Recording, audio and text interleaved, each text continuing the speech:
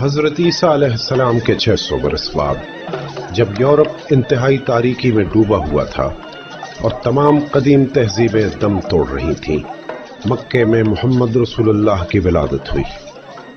حضرت ابراہیم علیہ السلام نے جس کی بنیاد توحید پر رکھی تھی، وہی کعبہ شرک کا گڑھ بن چکا تھا، جہاں 360 بت 360 خدا تھے۔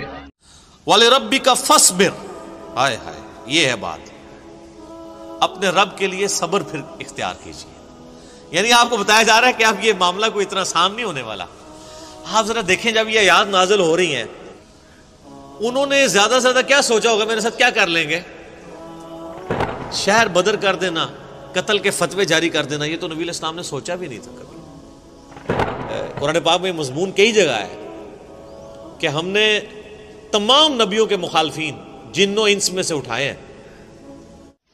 اسے کہو ہم دیں گے اسے اختیارات، مرتبہ، کعبے کی چابیاں اور دولت جتنی وہ چاہے۔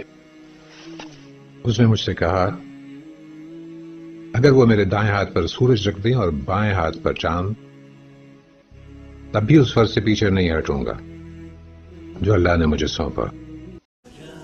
تو اللہ تبارک و تعالیٰ نے اپنے نبی کو بھی ان آزمائشوں سے گزارا ہے۔ انڈیویجول آپ علیہ السلام پہ بھی بہت آزمائشیں آئیں اور اجتماعی طور پہ صحابہ اور اہل بیت پہ بھی آئی ہیں، لیکن جب یہ آیات نازل ہو رہی ہیں تو اب آپ یہ سمجھ لیں کہ یہ ابھی آپ علیہ السلام کے، یعنی جو بخاری مسلم میں آتا ہے کہ آپ کے پیٹھ کے اوپر اوجڑی رکھی گئی اور آپ اٹھ نہیں سکے، یہ واقعہ نہیں ہوا۔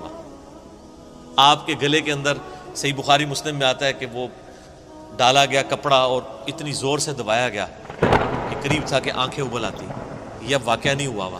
طائف کا واقعہ نہیں ہوا کہ جس میں پتھر اتنے مارے گئے کہ مبارک خون سے جوتیاں بھی بھر گئیں، یہ واقعہ نہیں ہوا۔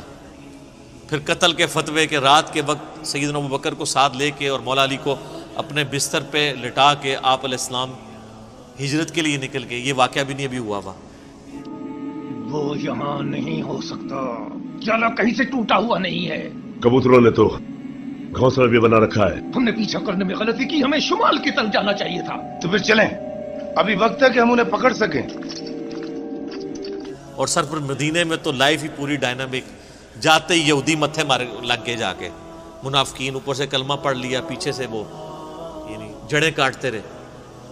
پھر غزوہ بدر میں جو کچھ ہوا، احد میں تو نبی علیہ السلام کے دانت بھی شہید ہو گئے اور آپ کی شہادت کی خبر مشہور ہو گئی، اس قدر آپ کا خون بہہ گیا۔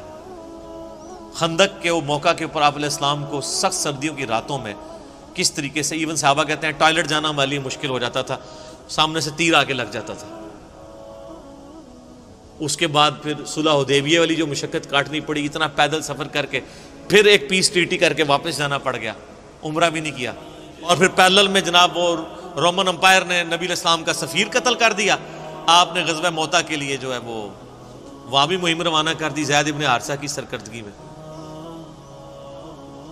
اتنے معاذوں کے اوپر پیرلل میں۔